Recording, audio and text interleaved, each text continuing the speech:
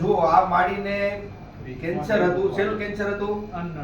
અન્નનળીનું cancer હતું અને સ્ટેજમાં પહોંચી ગયેલું કેન્સર હતું. આપણે માડીને દવા ચાલુ કરાવી, એના 4 મહિના થયા છે અને 4 મહિને આ ભાઈએ રિપોર્ટ કરાવ્યો કેન્સરનો કે કેન્સર બોડીમાં કેટલું ફેલાયેલું છે. તો રિપોર્ટ કરવામાં આવ્યો તો ડોક્ટરે એવું કીધું કે કેન્સરની ગાંઠ 80% ગળી ગઈ છે. હું નથી કહેતો, એ કહે છે. બરોબર. શું નામ છે તમારું? અનુપ પંચાલ. અને માડીનો રિપોર્ટ કરવામાં આવ્યો હતો? હા, રિપોર્ટ હમણે 27મી તારીખે કરાવ્યો અમે. તેમાં ગાંઠ 80% જેટલી ઓગળી ગઈ છે. જે પહેલા 8 સેન્ટીમીટર ઉપર હતી એની અત્યારે 10 મિલીમીટર જેટલી રહી છે. 1 સેન્ટીમીટર. ક્યાં તમારે રહેવાનું? નડિયાદ. નડિયાદ. તમારું પૂરું નામ? અનુપ પંચાલ. બરોબર. માડીનું નામ શું છે? ગીતાબેન. ગીતાબેન. સારું લાગે છે? બધું રેડી લાગે છે?